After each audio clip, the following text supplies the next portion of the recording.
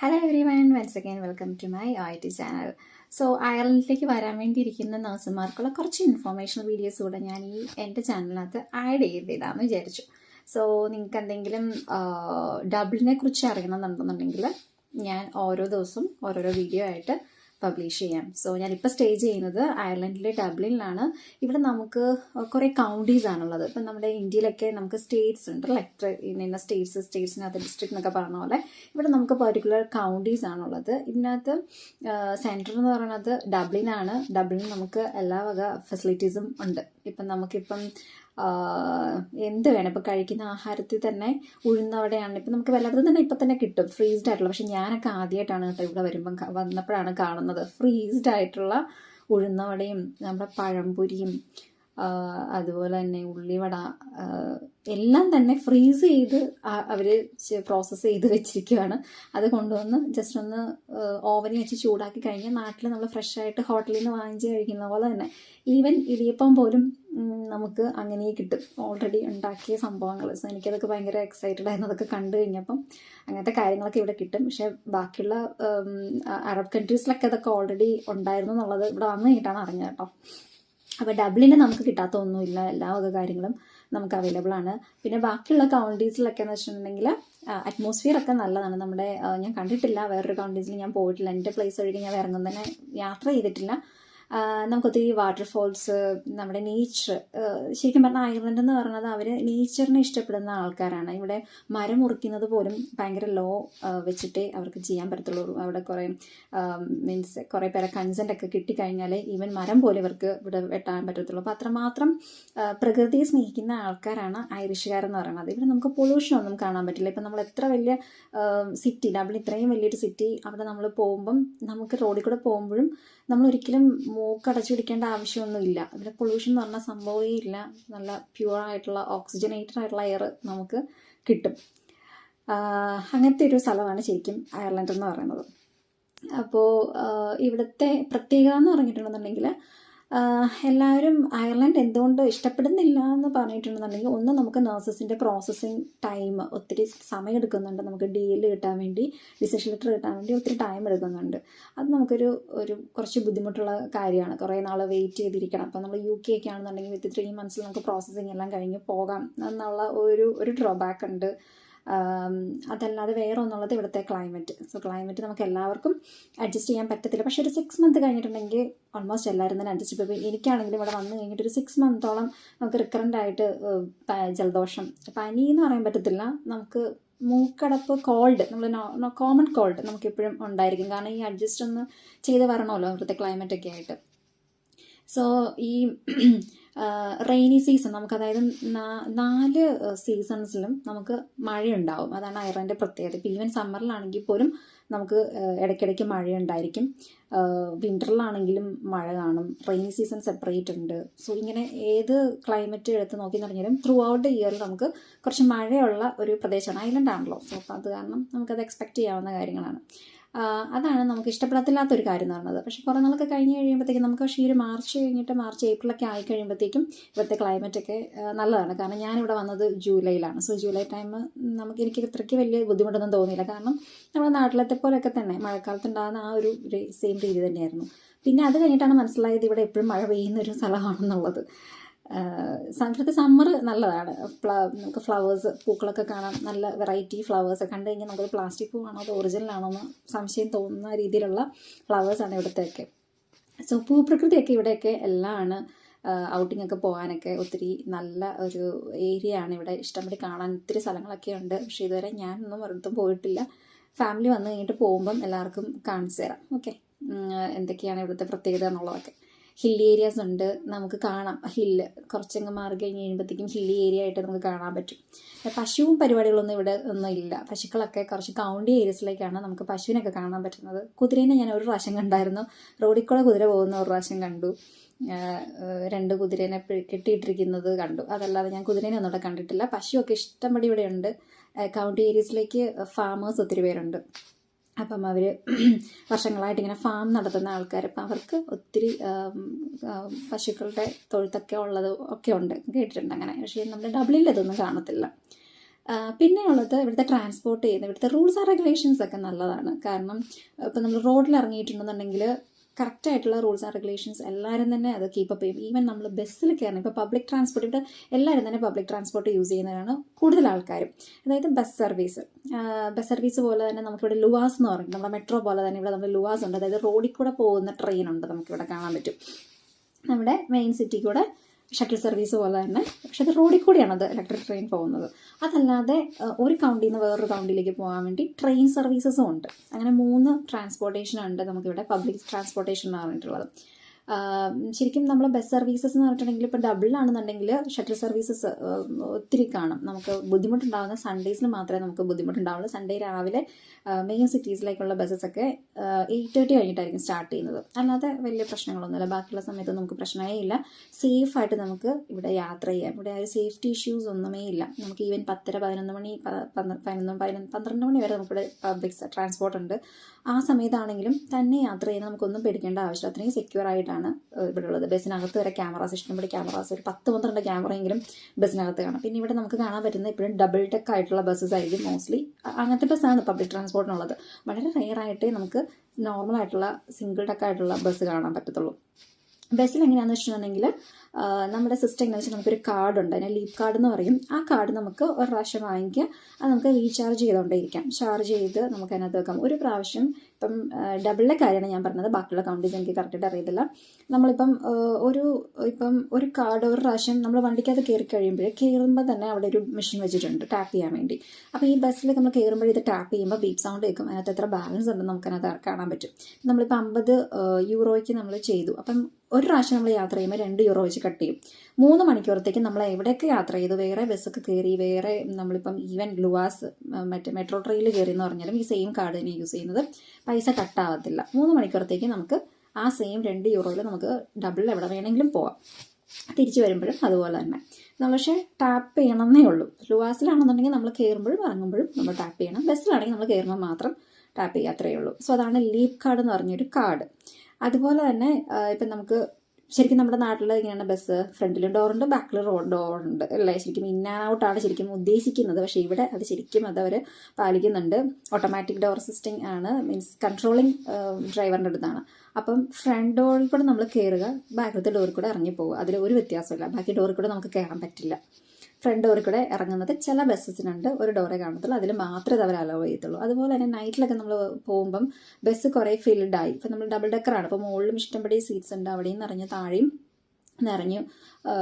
നിന്ന് യാത്ര ചെയ്യുന്നതൊക്കെ ഇവിടെ വളരെ റെയറാണ്. നിന്നൊന്നും ആരും യാത്ര ചെയ്യാറേയില്ല.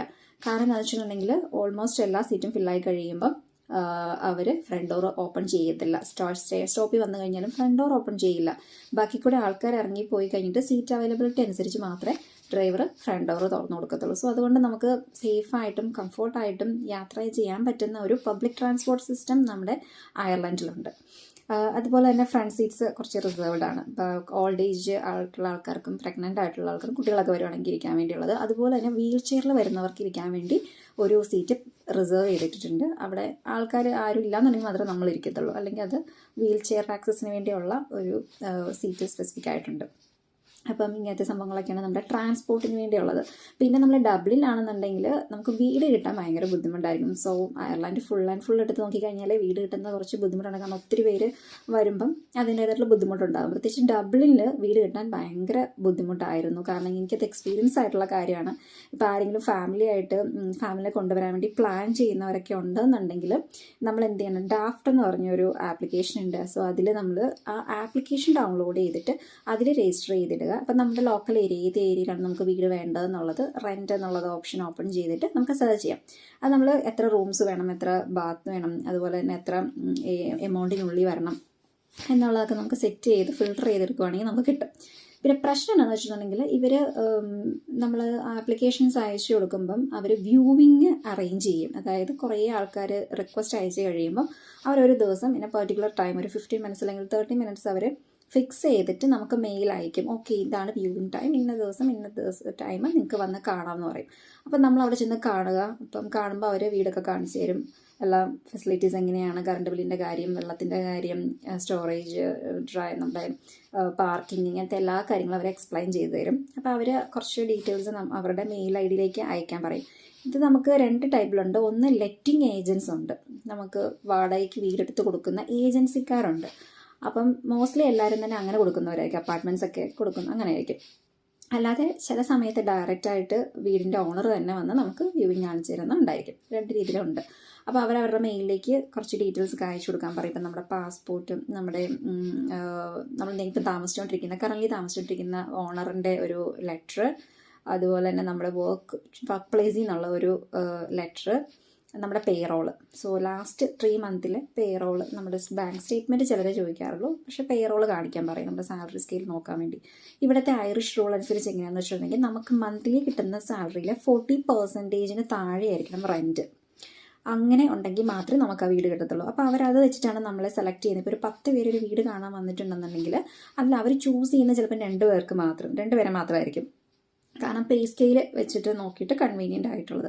അപ്പോൾ അതിലൊരു സന്തോഷം എന്ന് വെച്ചിട്ടുണ്ടെങ്കിൽ നമുക്ക് നഴ്സസിന് കുറച്ചുകൂടി പ്രയോറിറ്റി ഉണ്ട്. കാരണം നമ്മുടെ പേയിങ് സ്കെയിൽ കുറച്ച് കൂടുതലായതുകൊണ്ട് നമ്മുടെ 2 നഴ്സസിൻ്റെ പേയിങ് സ്കെയിൽ വെച്ച് കൊടുക്കുകയാണെങ്കിൽ 2 ബെഡ്റൂം ഹൗസസ് ഒക്കെ നമുക്ക് ഈസി ആയിട്ട് കിട്ടും. ഇപ്പം 2-3 പേരുടെ പേയിങ് സ്കെയിൽ വെച്ച് കൊടുക്കുകയാണെങ്കിൽ നമുക്ക് 3 ബെഡ്റൂം ഹൗസസ് ഒക്കെ കുറച്ച് ഈസി ആയിട്ട് കിട്ടാറുണ്ട്.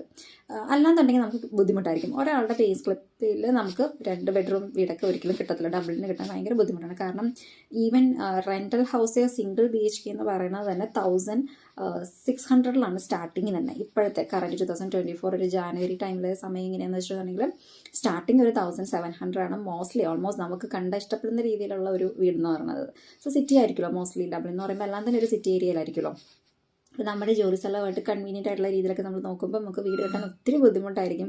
ഒത്തിരി വ്യൂവിങ് നമ്മൾ പോയി കാണും, നമ്മൾ വെയിറ്റ് ചെയ്യാം അവരുടെ മെയിലിന് വേണ്ടി, പക്ഷെ ഒന്നും തിരിച്ചു തരത്തില്ല. അങ്ങനത്തെ ഒരു പ്രശ്നമുണ്ട്. അപ്പോൾ അതിൻ്റെ ട്രിക്ക് ഞാൻ പറഞ്ഞുതരാം. ആരെങ്കിലുമൊക്കെ വീട് സെർച്ച് ചെയ്യുന്നുണ്ടെന്നുണ്ടെങ്കിൽ, നിങ്ങളുടെ ഫ്രണ്ട്സ് ആരെങ്കിലുമൊക്കെ ഉണ്ട്, അപ്പോൾ അവരിപ്പോൾ ഫാമിലി ഉടനെ കൊണ്ടുവരാൻ വേണ്ടി പ്ലാൻ ചെയ്യുന്നൊന്നുമില്ല, ബാച്ചിലേഴ്സ് അങ്ങനെയുള്ളവരൊക്കെ ആണെന്നുണ്ടെങ്കിൽ അവരുടെയും കൂടെ പേ സ്കെയിൽ വെച്ചിട്ട് നിങ്ങൾ അപ്ലൈ ചെയ്യുക. അപ്പോൾ 2 പേരുടെ പേ സ്കെയിൽ ഈ 2 പേർക്ക് വേണ്ടിയാണ് വീടെടുക്കുന്നത്. അപ്പോൾ 2 പേരും കോൺട്രാക്റ്റിൽ സൈൻ ചെയ്യേണ്ടി വരും. അങ്ങനെ വീടെടുക്കുക. ഓക്കെ, സോ അങ്ങനെ വീടെടുക്കുമ്പം വേറൊരു ട്രിക്ക് എന്താണെന്ന് വെച്ചാൽ, നമ്മൾ കാണുന്നത് ഇപ്പോൾ ഒരു വീട് കണ്ട് നമുക്ക് ഇഷ്ടപ്പെട്ടു, അപ്പോൾ തന്നെ ലെറ്റിംഗ് ഏജൻറ്റിൻ്റെ അടുത്ത് പറയാം, okay I am interested and I am willing to pay the security. നമ്മൾ പൈസ കൊടുക്കണമല്ലോ, ഡിപ്പോസിറ്റ് 1 മന്ത് റെൻറ്റ് നമ്മൾ ഡിപ്പോസിറ്റ് ആയിട്ട് കൊടുക്കണം. So I am willing to pay in the same day എന്ന് പറയുകയാണെന്നുണ്ടെങ്കിൽ ഓഫ്കോഴ്സ് നിങ്ങൾക്ക് ആ വീട് കിട്ടും ആ ദിവസം തന്നെ. സോ ഇത് കുറേ നാളത്തെ എക്സ്പീരിയൻസ് കൊണ്ട് ഞാൻ പഠിച്ചെടുത്ത പാഠമാണത്. ഓക്കെ, സോ വീടുകളൊക്കെ അന്വേഷിച്ച് ബുദ്ധിമുട്ടുന്നവർക്ക് ഇത് യൂസ്ഫുൾ ആയിരിക്കുമെന്ന് ഞാൻ വിചാരിക്കുന്നു. അപ്പോൾ ഡിപ്പോസിറ്റ് നമ്മൾ അന്ന് തന്നെ അങ്ങ് കൊടുക്കുകയാണെന്നുണ്ടെങ്കിൽ അത് എന്താ പറയുക, ട്രസ്റ്റ്ഫുൾ ആയിട്ടുള്ള ആളുടെ അടുത്ത് കൊടുക്കാമല്ലോ കേട്ടോ. സോ ഞാൻ പറഞ്ഞു പറഞ്ഞിട്ട് എല്ലാവരുടെയും നമുക്ക് വിശ്വസിക്കാൻ പറ്റില്ല. അന്വേഷിച്ചൊക്കെ അതിന് നല്ലൊരു ലെറ്റിംഗ് ഏജൻ്റ് ആണ്, അറിയാവുന്ന ഒരു ലെറ്റിംഗ് ഏജൻ്റ് ആണെന്നൊക്കെ ഉണ്ടെങ്കിൽ ഇങ്ങനെയൊക്കെ ചെയ്യാവുള്ളൂ. ഒരിക്കലും ബൈ ക്യാഷ് ഡയറക്റ്റ്ലി കൊടുക്കാതിരിക്കുക. എപ്പോഴും നമ്മൾ ത്രൂ ബാങ്ക് ട്രാൻസ്ഫർ ചെയ്യുക. അപ്പോൾ നമുക്കൊരു പ്രൂഫെങ്കിലും ഉണ്ട്. അപ്പോൾ ഇവിടെ എങ്ങനെയാണെന്ന് വെച്ചിട്ടുണ്ടെങ്കിൽ 1 മന്ത് റെൻറ്റ് നമ്മൾ ഡെപ്പോസിറ്റ് ആയിട്ട് കൊടുക്കണം. പ്ലസ് നമ്മൾ എന്ന് മുതലാണ് അവിടെ പോകുന്നത് അന്ന് മുതൽ ആ മന്ത് ഫുള്ളായിട്ടുള്ള റെൻറ്റും നമ്മൾ ആദ്യം കൊടുക്കും. അതാണ് ഇവിടുത്തെ സിസ്റ്റം, കോമൺലി എല്ലാവരും ചെയ്യുന്നതാണ്. നമ്മൾ എന്നാണ് അവിടുന്ന് വേക്കൻറ്റ് ചെയ്യുന്നത് അപ്പോൾ അവർ ആ ഡിപ്പോസിറ്റ് പൈസ നമുക്ക് തിരിച്ചു തരും. അപ്പോൾ പക്ഷേ നമ്മൾ വീട് തിരിച്ച് അവർക്ക് കൊടുക്കുന്ന സമയത്ത് അവർ വീടെല്ലാം വന്ന് ചെക്ക് ചെയ്യും. എന്തെങ്കിലും ഡാമേജ് ഉണ്ടെന്നുണ്ടെങ്കിൽ അല്ലെങ്കിൽ പെയിൻറ്റിങ് അവർക്ക് ചെയ്യണമെന്നുണ്ടെങ്കിൽ അതിൻ്റെയൊക്കെ പൈസ എടുത്തിട്ടായിരിക്കും അവർ നമ്മൾ ബാക്കി ഡിപ്പോസിറ്റ് നമുക്ക് തിരിച്ചു തരുന്നത്. ഇതാണ് ഇവിടുത്തെ വീടിൻ്റെയൊക്കെ ഒരു സിസ്റ്റം എന്ന് പറയുന്നത്. അപ്പോൾ ഇവിടെ വേറൊരു റൂളും കൂടി ഉണ്ട്. കുഞ്ഞുങ്ങളുണ്ടെന്നുണ്ടെങ്കിൽ 12 മാസം വരെ, അതായത് ഇൻഫാൻസി 1 ഇയർ വരെയുള്ള കുട്ടികളുണ്ടെങ്കിൽ okay, 1 BHK husband and wife and കൊച്ചി കുഴപ്പമില്ല, അവർ അക്സെപ്റ്റ് ചെയ്യണം. പക്ഷേ 1 ഇയറിന് മുകളിലോട്ട് പ്രായമുള്ള കുഞ്ഞ് നമുക്ക് കൂടെ ഉണ്ടെന്നുണ്ടെങ്കിൽ അവർ 2 BHK ആണ് ഇവിടുത്തെ റൂളാണത്. നമ്മുടെ എന്താ പറയുക, ഗവൺമെൻറ്റിൻ്റെ റൂളാണത്. നമ്മൾ 2 ബെഡ്റൂം ഹൗസ് എടുക്കണം. അപ്പോൾ നമുക്കത് അഫോർഡ് ചെയ്യാൻ പറ്റത്തില്ലല്ലോ. അപ്പം നമ്മൾ എന്താ ചെയ്യുക, വേറൊരാളെയും കൂടെ വീട്ടിൽ താമസിപ്പിക്കുക. അങ്ങനെയൊക്കെയാണ് എല്ലാവരും സാധാരണ ചെയ്ത് വന്നുകൊണ്ടിരിക്കുന്നത്. ഇതൊക്കെയാണ് നമ്മുടെ ഇവിടുത്തെ വീടിൻ്റേതായിട്ടുള്ള പ്രത്യേകതകൾ എന്ന് പറയുന്നത്. പിന്നെ ഉള്ളത് നമുക്കിവിടെ ഒത്തിരി എന്താ പറയുക, ഒത്തിരി ഷോപ്സൊക്കെ ഉണ്ട്. ഇപ്പം ഞാൻ ഇരിക്കുന്ന സ്ഥലത്തൊക്കെ ആണെന്നുണ്ടെങ്കിൽ ആൾഡി, ലിഡിൽ, അങ്ങനെ വലിയ വലിയ സൂപ്പർ മാർക്കറ്റ്സ് ഒക്കെ കാണും.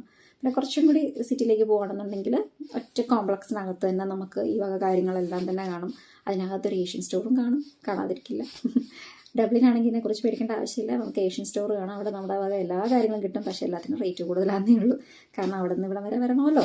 അപ്പോൾ അതിൻ്റേതായിട്ടുള്ള റേറ്റും ടാക്സും സംഭവങ്ങളൊക്കെ കാണും. പക്ഷെ നമ്മളൊന്നും മിസ് ചെയ്യത്തില്ല, നമുക്ക് എല്ലാ വക സാധനങ്ങളും ഇവിടെ കിട്ടും.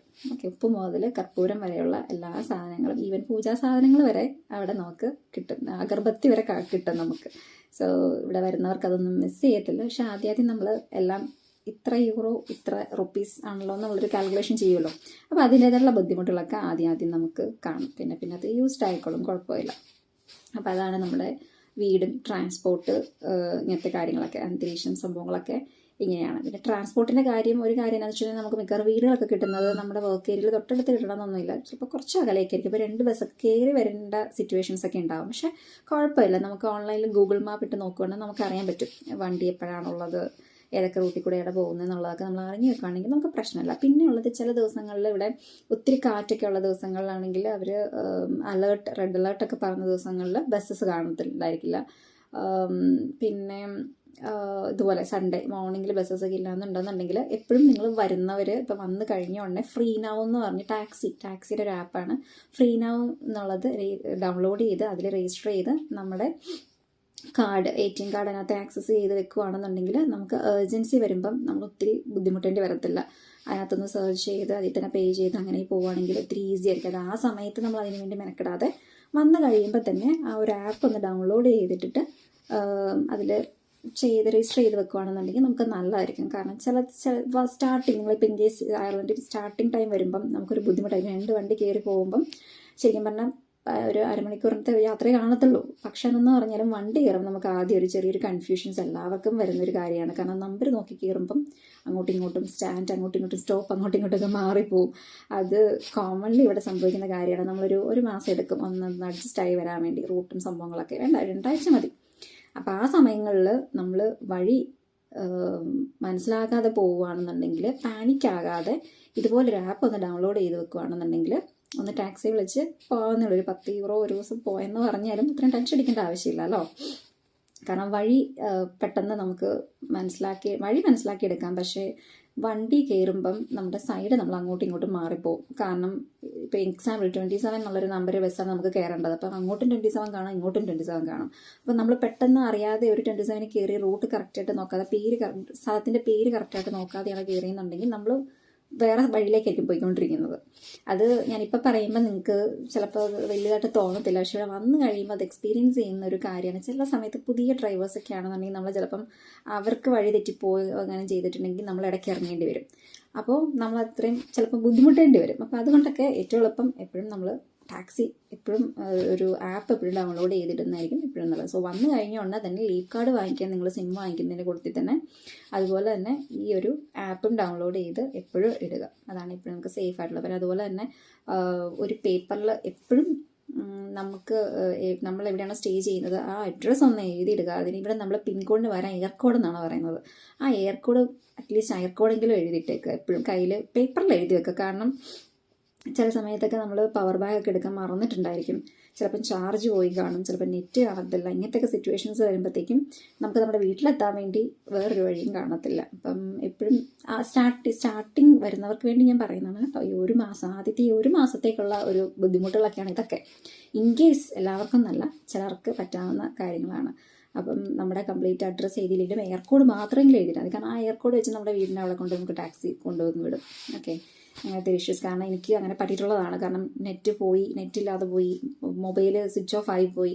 സോ ആ സമയത്ത് നമുക്ക് എന്നാ ചെയ്യേണ്ടതെന്ന് അറിയത്തില്ലാത്തൊരു സിറ്റുവേഷൻ. സോ ആ സമയത്ത് ഭാഗ്യത്തിൻ്റെ അടുത്ത് എയർ കോഡ് ഉണ്ടായിരുന്നു. അപ്പോൾ നമുക്കത് കാണിച്ചു കൊടുത്തു കഴിഞ്ഞാൽ ടാക്സി ഡ്രൈവേഴ്സ് എങ്ങനെയും നമ്മൾ അവിടെ കൊണ്ട് എത്തിച്ചോളും. ഓക്കെ, അങ്ങനത്തെയൊക്കെ ഒരു പ്രിക്കോഷൻസ് ഒക്കെ എടുത്ത് വെക്കുക. കാരണം നമ്മളൊരു പുതിയൊരു കൺട്രിയാണ്, നമുക്ക് ആരെയും പരിചയമില്ല. ഇവിടെ എന്ന് വെച്ചിട്ടുണ്ടെങ്കിൽ നമ്മൾ കൂട്ടമായിട്ട് ഫ്രണ്ട്സുമായിട്ട് അങ്ങോട്ട് പോകും ഇങ്ങോട്ട് പോകുമെന്ന് വിചാരിക്കാൻ പറ്റത്തില്ല. കാരണം ഓരോരുത്തർക്കും ഓരോ ഡ്യൂട്ടി ഷെഡ്യൂൾ ആയിരിക്കും. എപ്പോഴും നമുക്ക് ഫ്രണ്ട്സിൻ്റെ കൂട്ടത്തിൽ തന്നെ ഡ്യൂട്ടി കിട്ടണമെന്നില്ല. അപ്പം നമ്മൾ ഒരിക്കലും പാനിക്കാവരുത്. ഒരു പുതിയ കൺട്രി ആണെന്ന് പറഞ്ഞാൽ പാനിക്കാവേണ്ട ആവശ്യമില്ല. കാരണം ഇവിടെ എല്ലാവർക്കും ഇംഗ്ലീഷാണ് സംസാരിക്കുന്നത്, നമുക്ക് ഇംഗ്ലീഷ് അറിയാമല്ലോ. സോ അതുകൊണ്ട് അങ്ങനെ ടെൻഷൻ അടിക്കേണ്ട ആവശ്യമില്ല. എന്തുണ്ടെങ്കിലും ഇവിടെ ആരെങ്കിലും അടുത്തൊക്കെ ചോദിച്ചു കഴിഞ്ഞാൽ മാക്സിമം അവർക്ക് അറിയാവുന്ന കാര്യമാണെങ്കിൽ മാക്സിമം അവർ ഹെൽപ്പ് ചെയ്ത് തരുന്നതായിരിക്കും. സോ അതുകൊണ്ടൊന്നും ടെൻഷൻ അടിക്കേണ്ട ആവശ്യമൊന്നുമില്ല. പ്രത്യേകിച്ച് ഈ ബസ് റൂട്ട് ഒക്കെ വരുമ്പോൾ നമുക്ക് കൺഫ്യൂഷൻ വരും. നമുക്ക് ഇൻ കേസ് നമുക്കിപ്പം എക്സാമ്പിൾ ഞാൻ പറയും, നമ്മളിപ്പോൾ ഒരു ഓഫീസിലൊക്കെ പോകുക, നമ്മൾ സ്റ്റാർട്ടിങ് ടൈമിലൊക്കെ നമ്മൾ തന്നെയായിരിക്കും പോകുന്നത്. നമുക്കിവിടെ നമ്മളെ IRP കാർഡ് എന്ന് പറഞ്ഞൊരു കാർഡുണ്ട്, ഇപ്പം നമ്മുടെ നാട്ടിലത്തെ ആധാർ കാർഡ് പോലെ തന്നെ. അപ്പോൾ അതിനൊക്കെ നമ്മൾ ചിലപ്പോൾ തന്നെയായിരിക്കും പോകുന്നത്. 2 ഫ്രണ്ട്സ് ചിലപ്പം വല്ലപ്പോഴും നമ്മുടെ കൂടെ അവരുടെ ഷെഡ്യൂളൊക്കെ അനുസരിച്ച് അവർക്ക് ഷെഡ്യൂൾ കിട്ടുമോ നമുക്കറിയില്ലല്ലോ. എല്ലാം ഓൺലൈൻ ത്രൂ നമ്മൾ ഷെഡ്യൂളൊക്കെ എടുത്തിട്ടായിരിക്കും പോകുന്നത്. അപ്പോൾ അതൊക്കെ മെയിൻ സിറ്റിയിലായിരിക്കും, Dublin 2-ലൊക്കെ ആയിരിക്കും പോകുന്നത്. നമ്മൾ സ്റ്റേ ചെയ്യുന്ന Dublin 22, 24, 16 അങ്ങനത്തെ സ്ഥലങ്ങളിലൊക്കെ ആയിരിക്കും. അപ്പം അവിടെയൊക്കെ പോകുമ്പം നമുക്ക് ആരുടെ അടുത്തെങ്കിലും എന്തെങ്കിലും ഹെൽപ്പ് ചോദിക്കേണ്ടി വരും. കാരണം ബസ് ഇറങ്ങുന്ന ഒരു സ്ഥലവും ഈ ഓഫീസ് ഇരിക്കുന്നത് കുറച്ച് നടക്കുകയൊക്കെ ചെയ്യണം. ഗൂഗിൾ മാപ്പൊക്കെ നോക്കി പോയെന്ന് പറഞ്ഞാലും ചിലപ്പോൾ നമ്മൾ കറക്റ്റ് വെയിൽ എത്തിയില്ല എന്നുണ്ടെങ്കിൽ ആൾക്കാരുടെ അടുത്തൊക്കെ ജസ്റ്റ് ചോദിച്ച് കഴിയുമ്പോൾ അറ്റ്ലീസ്റ്റ് അവർ പറഞ്ഞു തരും, എങ്ങനെയാണെന്ന് വെച്ചാൽ ഹെൽപ്പ് ചെയ്ത് തരും. അതുപോലെ തന്നെയാണ് നമ്മളിപ്പോൾ പെട്ടെന്ന് നോക്കിക്കഴിഞ്ഞ് കഴിഞ്ഞാൽ നമ്മുടെ നാട്ടിലൊക്കെ സെറോക്സ് കടകളൊക്കെ അവിടെ ഇവിടെയൊക്കെ മുക്കിലും മൂലയും എല്ലാം കാണും. പക്ഷേ ഇവിടെ അങ്ങനെയൊന്നും കാണത്തില്ല. കമ്പ്യൂട്ടർ സെൻറ്റർ, കഫേസ്, സെറോക്സ് എടുക്കുന്ന സ്ഥലങ്ങളൊക്കെ വളരെ കോർണറുകളൊക്കെ ആയിരിക്കും കാണുന്നത്. അപ്പോൾ അതൊക്കെ നമ്മൾ ഗൂഗിൾ മാപ്പ് ഇട്ട് നോക്കി നടന്ന് പോയി അതൊക്കെ എടുത്തിട്ടായിരിക്കും വരുന്നത്. ഒത്തിരി ആക്സസിബിൾ ആയിട്ടില്ലാത്ത ചില ഷോപ്സൊക്കെ കാണുമല്ലോ, എല്ലാം നമ്മുടെ ഇതിൽ തന്നെ കാണണമെന്നില്ല. അപ്പം അങ്ങനെയൊക്കെ പോകുമ്പം നമ്മൾ ഗൂഗിൾ മാപ്പ് നോക്കി ക്ലിയർ ആയിട്ട് പാനിക് ആകാതെ അത് നോക്കി തന്നെ പോവുക. അറിയില്ല എന്നുണ്ടെങ്കിൽ അടുത്തുള്ളവരുടെ ഷോപ്പിലുള്ളവരുടെ അത് ചോദിക്കുക. എവിടെ തിരിഞ്ഞ് നോക്കിയാലും മലയാളീസ് കാണും, അതുകൊണ്ട് ടെൻഷൻ എടുക്കേണ്ട ആവശ്യമില്ല. സോ ഇങ്ങനെയൊക്കെയാണ് ജനറലി നമ്മുടെ അയർലൻഡ് എന്ന് പറയുന്നത്. പിന്നെ വേറെ ഉള്ളത്, പ്രത്യേകിച്ച് ആർക്കെങ്കിലും എന്തെങ്കിലുമൊക്കെ ഡൗട്ട് ഉണ്ടെന്നുണ്ടെങ്കിൽ ജസ്റ്റ് കമൻറ്റ് ബോക്സിൽ ഇടുക. എനിക്ക് അറിയാവുന്ന കാര്യങ്ങളാണെങ്കിൽ ഞാൻ എക്സ്പ്ലെയിൻ ചെയ്ത് തരാം. ഓക്കെ, ഇവിടെ വന്നു കഴിയുമ്പം ചെയ്യേണ്ട കാര്യങ്ങൾ സ്റ്റാർട്ടിങ് ടൈമിൽ വന്നു കഴിയുമ്പോൾ എന്തൊക്കെയാണ് ചെയ്യേണ്ടതെന്നൊക്കെയുള്ളത് അത് സംശയം ഉണ്ടെന്നുണ്ടെങ്കിൽ ജസ്റ്റ് മെസ്സേജ് അയയ്ക്കുക. എനിക്കറിയാവുന്ന രീതിയിൽ ഞാൻ എക്സ്പ്ലെയിൻ ചെയ്ത് തരാം. Okay, so we will see with another one video. Until then bye, take care.